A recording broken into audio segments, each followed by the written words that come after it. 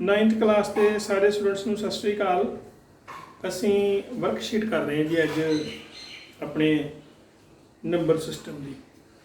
Number system ਮਤਲਬ ਸੰਖਿਆ ਪ੍ਰਣਾਲੀ। ਸੰਖਿਆ ਪ੍ਰਣਾਲੀ ਕੀ ਹੈ ਸਾਡੇ ਕੋਲੇ, ਜਿਹਦੇ ਵਿੱਚ ਅਸੀਂ ਸਾਰੀਆਂ ਸੰਖਿਆਵਾਂ ਦਾ ਗਿਆਨ ਲੈਂਦੇ ਹਾਂ। ਹੁਣ ਤੱਕ ਆਪਾਂ ਜਦੋਂ ਆਪਾਂ ਪਹਿਲੀਆਂ 5 ਜਮਾਤਾਂ ਵਿੱਚ ਸੀ ਤੇ ਅਸੀਂ ਉਦੋਂ ਪ੍ਰਕਿਰਤਿਕ ਸੰਖਿਆਵਾਂ ਦਾ ਗਿਆਨ ਲਿਆ ਹੈ। ਵਿੱਚ 0 ਵੀ ਪਾ ਲਈ ਸੀ ਆਪਾਂ ਨੇ। 0 1 2 ਜਦੋਂ ਜਿਹੜੀ ਗਿਣਤੀ 1 ਤੋਂ ਸ਼ੁਰੂ ਹੋਈ ਤਾਂ ਸਾਡੀ ਕੁਦਰਤੀ ਸੰਖਿਆ ਨੈਚੁਰਲ ਨੰਬਰਸ, ਜਦੋਂ ਆਪਾਂ 0 ਪਾ ਲਿਆ ਉਹ ਬਣ ਗਿਆ ਹੋਲ ਨੰਬਰਸ। ਅਸੀਂ ਉਹਨਾਂ ਸੰਖਿਆਵਾਂ ਨੂੰ ਜਮ੍ਹਾਂ ਕਰਨਾ, ਘਟਾਓ ਕਰਨਾ, ਉਹਨਾਂ ਦੀ ਡਿਵੀਜ਼ਨ ਤੇ ਮਲਟੀਪਲੀਕੇਸ਼ਨ ਸਿੱਖੀ। ਜਿਵੇਂ ਆਪਾਂ 6th ਕਲਾਸ ਵਿੱਚ ਆਏ ਤੇ ਫਿਰ ਸਾਨੂੰ ਨਵੀਆਂ ਸੰਖਿਆਵਾਂ ਵੇਖਣ ਨੂੰ ਮਿਲੀਆਂ। ਉਹ ਕਿਹੜੀਆਂ? ਘਟਾਓ 1, ਘਟਾਓ 2, ਘਟਾਓ 3, ਜਿਨ੍ਹਾਂ ਨਾਲ ਮਾਈਨਸ ਲੱਗਿਆ ਹੋਵੇ ਹੈਗੀ। ਉਹ ਅਸੀਂ ਵੇਖੋ 5 ਨੂੰ 8 ਨਹੀਂ ਕਹਿ ਸਕਦੇ, ਨਹੀਂ ਨਾ ਕਹਿ ਸਕਦੇ। ਇਸੇ ਪ੍ਰਕਾਰ ਅਸੀਂ -5 ਨੂੰ 5 ਨਹੀਂ ਕਹਿ ਸਕਦੇ, ਕਿਉਂਕਿ 5 ਕੋਈ ਹੋਰ ਚੀਜ਼ ਹੈ, ਇੱਕ ਪੋਜ਼ਿਟਿਵ ਨੰਬਰ ਹੈ। ਇਹ 0 ਨਾਲੋਂ ਕਿਤੇ ਵੱਡਾ ਵਾ ਤੇ -5 ਤਾਂ 0 ਨਾਲੋਂ ਕਿਤੇ ਛੋਟਾ। ਕਹਿਣ ਦਾ ਮੇਰਾ ਮਤਲਬ ਇਹ ਆ ਵੀ ਕਦੀ ਵੀ ਨੈਗੇਟਿਵ ਨੂੰ ਇਗਨੋਰ ਨਹੀਂ ਕਰਨਾ ਵੀ ਉੱਦਾਂ ਹੀ ਲਿਖ ਜੀ ਪਈ ਹੈ ਗੱਲ ਹੀ ਕੋਈ ਨਾ, ਇਹ ਨਹੀਂ ਕਰਨਾ। ਮਾਈਨਸ ਮਤਲਬ ਇੱਕ ਨੈਗੇਟਿਵ ਨੰਬਰ। ਫਿਰ ਆਪਾਂ ਉਹਨਾਂ ਨੈਗੇਟਿਵ ਨੰਬਰਾਂ ਦੀ ਜਾਣਕਾਰੀ ਲਈ, ਫਿਰ ਅਸੀਂ ਫ੍ਰੈਕਸ਼ਨਾਂ, ਭਿੰਨਾਂ, ਬਟਿਆਂ ਵਾਲੇ, ਉਹਦੇ ਵਿੱਚ ਮਾਈਨਸ ਵਾਲੇ ਵੀ ਆ ਗਏ, ਪਲੱਸ ਵਾਲੇ ਵੀ ਆ ਗਏ, ਸਾਰੇ ਆ ਗਏ ਤੇ ਉਹ ਸਾਡੇ ਬਣ ਗਏ ਜੀ ਰੈਸ਼ਨਲ ਨੰਬਰਸ, ਪਰਿਮੇਯ ਸੰਖਿਆ। ਉਹਦੇ ਵਿੱਚ ਕੁਝ ਨੰਬਰ ਇਹੋ ਜਿਹੇ ਜਿਨ੍ਹਾਂ ਦਾ ਡੈਸੀਮਲ ਰਿਪਰੈਜ਼ੈਂਟੇਸ਼ਨ ਨਾ ਤੇ ਰਿਪੀਟ ਕਰਦਾ ਸੀ ਤੇ ਨਾ ਹੀ ਖਤਮ ਹੁੰਦਾ ਸੀ, ਉਹਨੂੰ ਆਪਾਂ ਇਰਰੈਸ਼ਨਲ ਨੰਬਰ ਆਖਿਆ। ਉਹਨਾਂ ਸਾਰੇ ਨੰਬਰਾਂ ਦੀ ਜਾਣਕਾਰੀ, ਉਹਨਾਂ ਨੂੰ ਪਲੱਸ ਕਰਨਾ ਬਹੁਤ ਹੀ ਜ਼ਰੂਰੀ ਹੈ। ਜੇ ਇਹਨਾਂ ਦੀ ਐਡੀਸ਼ਨ, ਮਲਟੀਪਲੀਕੇਸ਼ਨ, ਇਹ ਸਾਰੇ ਰੀਅਲ ਨੰਬਰਸ ਦੀ, ਸਭ ਨੂੰ ਆਪਾਂ ਰੀਅਲ ਨੰਬਰ ਆਖਿਆ, ਵਾਸਤਵਿਕ ਸੰਖਿਆ। ਜੇ ਸਾਨੂੰ ਇਹਨਾਂ ਦੀ ਜਮ੍ਹਾਂ ਘਟਾਉਣਾ ਨਾ ਆਈ ਤੇ ਫਿਰ ਸਾਨੂੰ ਮੈਥ ਨਹੀਂ ਆ ਸਕਦਾ। ਜਿਸ ਤਰ੍ਹਾਂ ਸ਼ੁਰੂ ਜਿਹੇ ਬੱਚੇ ਨੂੰ ਆਪਾਂ 2 'ਚ 3 ਜਮ੍ਹਾਂ ਕਰਨਾ ਸਿਖਾਉਂਦੇ ਆ ਤੇ ਜੇ ਇਹਨੂੰ ਜਮ੍ਹਾਂ ਹੀ ਨਾ ਆਈ ਤੇ ਫਿਰ ਗਾਂ ਕੰਮ ਤੁਰਦਾ ਨਹੀਂ। ਇਸ ਕਰਕੇ ਇਹ ਨੰਬਰ ਸਿਸਟਮ ਨੂੰ ਸਾਨੂੰ ਸਮਝਣਾ ਬਹੁਤ ਜ਼ਰੂਰੀ ਆ। ਔਰ ਇਕੱਲਾ ਇਹ ਨਹੀਂ ਹੈ ਵੀ ਰੱਟੇ ਮਾਰ ਲਏ, ਕਾਪੀਆਂ 'ਤੇ ਲਿਖ ਲਏ, ਨਾ, ਉਹਦੇ ਨਾਲ ਮਸਲਾ ਸਾਡਾ ਹੱਲ ਨਹੀਂ ਹੋਣਾ ਜਿੰਨਾ ਚਿਰ ਤੁਹਾਡੇ ਅੰਦਰ ਪੂਰੀ ਗੱਲ ਨਹੀਂ ਵਸਦੀ। ਤੇ ਆਓ ਜੀ ਆਪਾਂ ਅਸਾਈਨਮੈਂਟ ਕਰੀਏ ਤੁਹਾਡੀ 63। ਔਰ ਇਸ ਅਸਾਈਨਮੈਂਟ ਦੇ ਵਿੱਚ ਪਹਿਲਾ ਸਵਾਲ ਥੋੜੀ ਸਪੀਡ ਰੱਖਣੀ ਪੈਣੀ ਆ ਕਿਉਂਕਿ ਥੋੜੀ ਅਸਾਈਨਮੈਂਟ ਲੰਬੀ ਲੱਗਦੀ ਹੈ ਜੀ। ਪਹਿਲੇ ਸਵਾਲ ਵਿੱਚ ਉਹਨਾਂ ਨੇ ਕਿਹਾ ਵੀ ਜਿਹੜਾ √7 ਆ ਇਹ ਕੌਣ ਹੈ? ਦੇਖੋ √, ਕੌਣ ਆ? ਇੱਕ ਮਸ਼ੀਨ ਆ। ਜਿਹੜਾ ਨੰਬਰ ਮਸ਼ੀਨ 'ਚ ਪਾਈਏ ਤੇ ਮਸ਼ੀਨ ਕਹਿੰਦੀ ਵੀ 10 ਕਿਹੜੇ ਨੰਬਰ ਨੂੰ 2 ਵਾਰੀ ਮਲਟੀਪਲਾਈ ਕੀਤਾ ਤੂੰ ਆਇਆ। 9 ਨੂੰ ਮਸ਼ੀਨ ਕਹਿੰਦੀ ਆ ਵੀ 10 ਉਹ ਕਿਹੜਾ ਨੰਬਰ ਹੈ ਜਿਹਨੂੰ 2 ਵਾਰੀ, 2 ਨਾਲ ਨਹੀਂ 2 ਵਾਰੀ, ਉਹ ਕਹਿੰਦੀ ਜੀ ਮੈਂ ਜੀ 3 ਆ ਜੀ। ਤੇ ਮਸ਼ੀਨ 'ਚੋਂ ਫਿਰ ਜਿਹੜਾ 3 ਸਾਨੂੰ ਜਵਾਬ ਹੈ। ਜੇਕਰ ਮਸ਼ੀਨ ਨੂੰ ਪੁੱਛੀਏ ਵੀ 10 ਬਈ 25 ਕਿਹੜਾ ਨੰਬਰ ਹੈ ਜਿਹਨੂੰ 2 ਵਾਰੀ ਮਲਟੀਪਲਾਈ ਕੀਤਾ 25 ਹੈ, ਉਹ ਆ ਜੀ 5 ਹੈ ਜੀ। ਤੇ ਮਸ਼ੀਨ 'ਚੋਂ ਬਾਹਰ ਆ ਗਏ, ਆਜ਼ਾਦ ਹੋ ਗਏ। ਪਰ ਜਦੋਂ ਮਸ਼ੀਨ ਕਹਿੰਦੀ ਵੀ 10 ਵੀ ਮੈਂ ਕਿਹੜਾ ਨੰਬਰ ਹੈ ਜਿਹਨੂੰ 2 ਵਾਰੀ ਮਲਟੀਪਲਾਈ ਕੀਤਾ 7 ਆਇਆ, ਉਹ ਨੰਬਰ ਨਹੀਂ ਗੱਲ ਲੱਗਦਾ। ਉਹ ਦਸ਼ਮਲਵਾਂ ਦੇ ਵਿੱਚ ਆ, ਉਹਦਾ ਵਿਸਥਾਰ ਬੜਾ ਲੰਬਾ। ਉਹ ਜਦੋਂ ਵਿੱਚ ਨੰਬਰ ਫਸ ਜਾਂਦਾ ਤੇ ਇਹਨੂੰ ਫਿਰ ਅਸੀਂ ਕਹਿ ਦਿੰਦੇ ਇਰਰੈਸ਼ਨਲ ਨੰਬਰ। ਮਤਲਬ ਤੁਹਾਨੂੰ ਮੈਂ ਇੱਦਾਂ ਗੱਲ ਸਮਝਾਉਣ ਲਈ ਗੱਲ ਦੱਸੀ। ਇਰਰੈਸ਼ਨਲ ਨੰਬਰ ਕਹਿ ਲਓ, ਪੰਜਾਬੀ 'ਚ ਕਹਿੰਦੇ ਅਪਰਿਮੇਯ ਸੰਖਿਆ।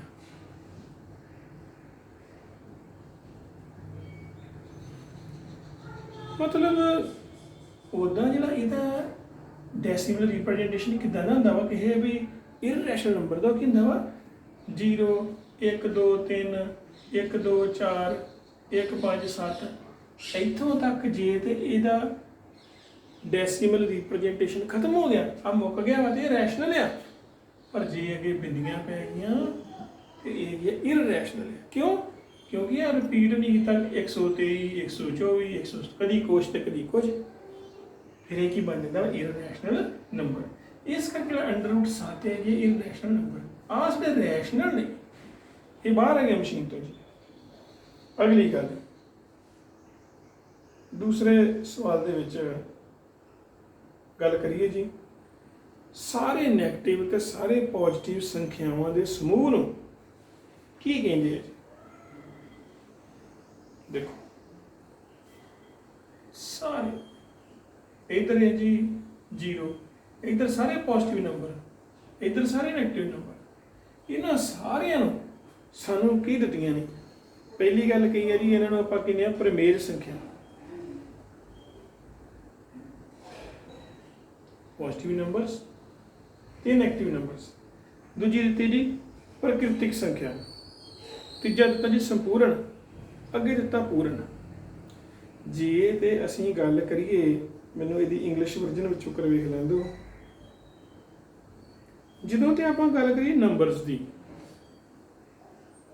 ਉਹ 'ਚ ਬਟਿਆਂ ਵਾਲੇ ਨਾ ਹੋਣ, ਮਤਲਬ ਗਿਣਤੀ ਹੋਵੇ 1 2 3 4 5 6 7 8 9, ਨਾਲ ਆ ਗਈ 0, ਘਟਾਓ 1 ਘਟਾਓ 2 ਘਟਾਓ 3, ਉਹਨੂੰ ਕਹਿੰਦੇ ਜੇ ਇੰਟੀਜ਼ਰ 'ਚ ਸੰਪੂਰਨ ਸੰਖਿਆ।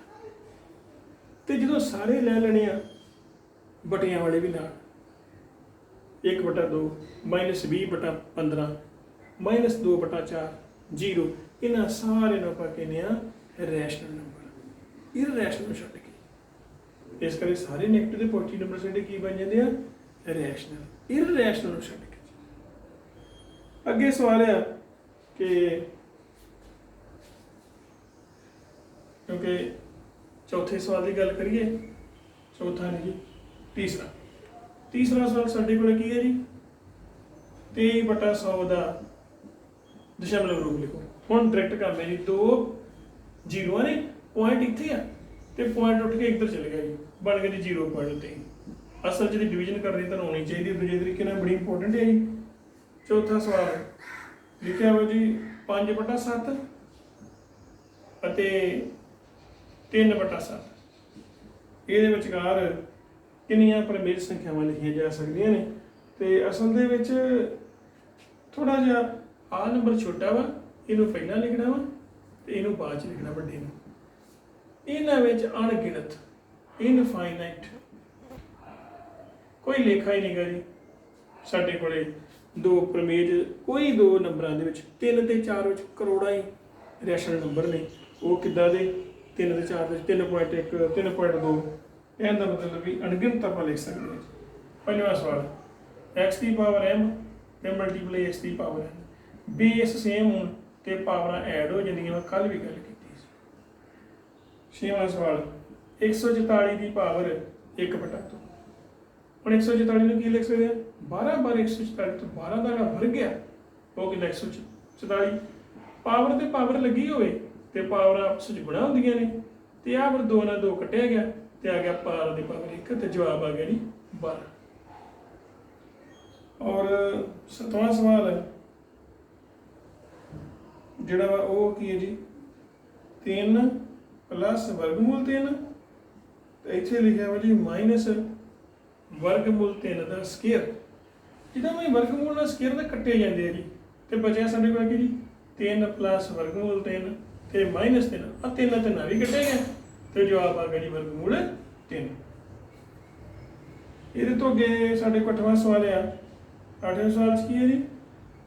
√a ਮਲਟੀਪਲਾਈ √b, ਕਿਉਂਕਿ ਦੋਵਾਂ ਤੇ √ ਪਿਆ ਵਾ, ਸੇਮ ਪਾਵਰ ਤੇ ਗੁਣਾ ਹੋ ਕੇ a b √ ਹੋ ਸਕਦਾ। ਪਰ ਸ਼ਰਤ ਇੱਥੇ ਹੁੰਦੀ ਵੀ a ਤੇ b ਦੋਵੇਂ ਹੀ ਪੋਜ਼ਿਟਿਵ ਨੰਬਰਸ ਹੋਣ, ਸਾਈਨ ਇਹਨਾਂ ਦੇ ਸੇਮ ਹੋਣੇ ਚਾਹੀਦੇ ਆ। 9ਵੇਂ ਸਵਾਲ ਦੇ ਵਿੱਚ ਅਸੀਂ ਪਹਿਲਾਂ ਵੀ ਕੀਤਾ ਸਵਾਲ ਪ੍ਰਮੇਯੀਕਰਨ, ਰੈਸ਼ਨਲਾਈਜੇਸ਼ਨ ਕਰਨਾ ਜੀ। 9ਵੇਂ ਸਵਾਲ ਦੇ ਵਿੱਚ ਸਾਡੇ ਕੋਲੇ ਕੀ ਲਿਖਿਆ ਜੀ? 1/√2 ਦਾ ਪ੍ਰਮੇਯੀਕਰਨ ਦਾ ਮਤਲਬ ਹੁੰਦਾ ਵੀ ਥੱਲਿਓਂ ਵਰਗਮੂਲ 2 ਖਤਮ ਕਰੋ, ਇਹਨੂੰ ਇਹਦੇ ਨਾਲ ਉੱਤੇ ਗੁਣਾ ਕਰ ਦਿਓ, ਇਹਦੇ ਥੱਲੇ ਕਰ ਦਿਓ, ਤੇ ਉੱਤੇ ਤੇ ਬਣ ਗਿਆ 2 ਵਰਗਮੂਲ 1 ਨਾਲ ਤੇ ਗੁਣਾ ਕੋਈ ਫਰਕ ਨਹੀਂ, ਪਰ ਆਹ ਕੀ ਬਣ ਗਿਆ ਜੀ? 2 ਬਣ ਗਿਆ। 10ਵਾਂ ਸਵਾਲ, 125 ਦੀ ਪਾਵਰ 1/3। ਹੁਣ 125 ਕੌਣ ਹੈ ਜੀ? 5 ਦੀ ਪਾਵਰ 3, 5 5 25 25 5 125। ਤੇ ਜਦੋਂ ਪਾਵਰਾਂ ਦੇ ਪਾਵਰਾਂ ਹੋਣ, ਪਾਵਰਾਂ ਆਪਸ ਵਿੱਚ ਮਲਟੀਪਲਾਈ ਹੋ ਜਾਂਦੀਆਂ ਨੇ, ਤੇ 3 ਨਾਲ 3 ਕੱਟਿਆ ਗਿਆ ਤੇ ਰਹਿ ਗਿਆ 5 ਦੀ ਪਾਵਰ 1। ਤੇ 5 ਦੀ ਪਾਵਰ 1 ਜਿਹੜਾ 5 ਹੀ ਹੁੰਦਾ ਜੀ। ਅੱਗੇ ਸਾਡੇ ਕੋਲੇ ਜਿਹੜੇ ਕੁਝ ਸਵਾਲ ਨੇ,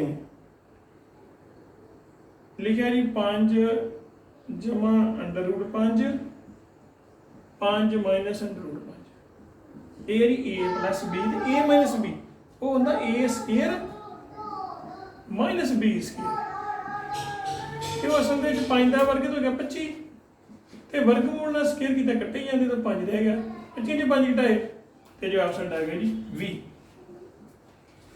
12ਵੇਂ ਸਵਾਲ ਦੇ ਵਿੱਚ ਜਿਹੜੇ ਇੰਪੋਰਟੈਂਟ ਸਵਾਲ ਮੈਂ ਕਰਨੇ ਆ ਜੀ ਸਾਨੂੰ ਲਿਖਿਆ ਜੀ x 0.27 ਦਾ ਬਾਰ ਲਿਖੋ ਜੀ ਆਹ ਸਵਾਲ ਕਰਦੇ ਨੇ ਜੀ ਬੜਾ ਇੰਪੋਰਟੈਂਟ ਹੈ ਇਹਨੂੰ ਸੋਲਵ ਕਰਨਾ ਜੀ। ਇਹ ਅਸਲ 'ਚ ਕੌਣ ਹੈ ਜੀ ਇਹਨੂੰ ਥੋੜਾ ਜਿਹਾ ਸਵਾਲ ਇੰਪੋਰਟੈਂਟ ਵੀ ਆ ਇਹਨੂੰ ਥੋੜਾ ਚੰਗੀ ਤਰ੍ਹਾਂ ਕਰਦੇ ਹਾਂ ਲੰਬੇ ਰੂਪ ਚ ਕਰਦੇ ਹਾਂ। ਦੇਖੋ ਇਹ ਸਵਾਲ ਹੈ ਕਿ 0.27 ਤੇ ਬਾਰ ਪਿਆ ਵਾ ਇਹ ਦੱਸੋ ਵੀ ਇਹ ਕਿਹੜਾ ਰੈਸ਼ਨਲ ਨੰਬਰ ਹੈ ਕਿਹਨੂੰ ਡਿਵਾਈਡ ਕੀਤਿਆਂ ਇਹ ਚੀਜ਼ ਆਈ ਆ ਬਟੇ ਦੀ ਫਾਰਮ ਚ ਲਿਖੋ ਜੀ ਇਹਨੂੰ ਅਸੀਂ ਇਹਨੂੰ x ਮੰਨ ਲਿਆ ਇਸ ਵਿੱਚ ਹੈਗਾ ਕੌਣ ਹੈ ਜੀ ਇਹ ਹੈਗਾ 0.2777 ਹੁਣ ਕਿਉਂਕਿ ਰਿਪੀਟ ਹੋਣ ਲੱਗ ਗਏ ਆ 2 ਇੱਕ ਵਿਚਾਰਾ ਵਾਧੂ ਜਿਹਾ ਵਾ ਇਹਨੂੰ ਪਹਿਲਾਂ 10 ਨਾਲ ਗੁਣਾ ਕੀਤਾ 10 ਇੱਕ 10x ਤੇ ਜਿਹੜਾ ਪੁਆਇੰਟ ਹੀ ਅੱਗੇ ਚਲ ਗਿਆ ਬਣ ਗਿਆ 2.777 ਸੋ ਇਹਨੂੰ ਫੇਰ ਕਿਉਂਕਿ ਇੱਕ ਜਣੇ ਤੇ ਬਾਰ ਪਈ ਇਹਨੂੰ ਫੇਰ 10 ਨਾਲ ਮਲਟੀਪਲਾਈ ਕੀਤਾ ਤੇ 10 ਦਾ ਕਿੰਨਾ ਹੋ ਗਿਆ ਜੀ 100x ਇਹ ਕੀ ਬਣ ਗਿਆ ਜੀ ਪੁਆਇੰਟ ਹੋਰ ਅੱਗੇ ਚਲ ਗਿਆ ਇਦਾਂ ਕਿਉਂ ਕੀਤਾ ਜਦੋਂ ਇਹ ਕਰ ਲਿਆ ਇਹਨੂੰ ਇਹਦੇ ਥੱਲੇ ਲਿਖਣਾ ਜੀ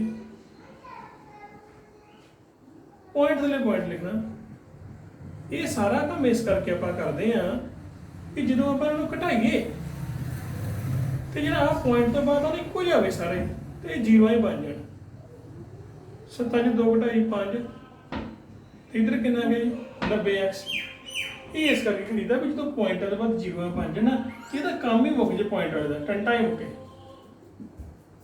ਤੇ ਹੁਣ 90 ਮਲਟੀਪਲਾਈ ਹੁੰਦਾ ਇਹ ਜਾ ਕੇ ਤਕਸੀਮ ਹੋ ਗਿਆ ਤੇ ਹੁਣ 5 ਨਾਲ ਕਟਿੰਗ ਹੋ ਰਹੀ ਹੈ ਜੀ ਕਿੰਨਾ ਹੈ ਜੀ 5 5 25 ਤੇ ਕਿੰਨਾ ਹੁੰਦਾ ਜੀ 18 5 90 ਤੇ 5/18 ਮਤਲਬ ਇਸ ਚੀਜ਼ ਦਾ 0.27 ਦਾ ਬਾਰ ਜਿਹੜੀ ਬਟੇ ਵਾਲੀ ਚੀਜ਼ ਆ 5 ਨੂੰ 18 ਨਾਲ ਭਾਗ ਕਰੀਏ ਨਾ ਤੇ ਆਹ ਚੀਜ਼ ਆਉਂਦੀ ਹੈ और एक सवाल और साझा कर देंगे इतने 3 की पावर 1/2 गुणा 4 की पावर 1/2 पावर सेम नहीं बेस मल्टीप्लाई होंगे 4 ਦੀਆਂ 12 12 की पावर 1/2 इस असाइनमेंट जो कोई सवाल रहेगा तुम आप करने रिविजन के तौर पर थैंक्स सत श्री अकाल।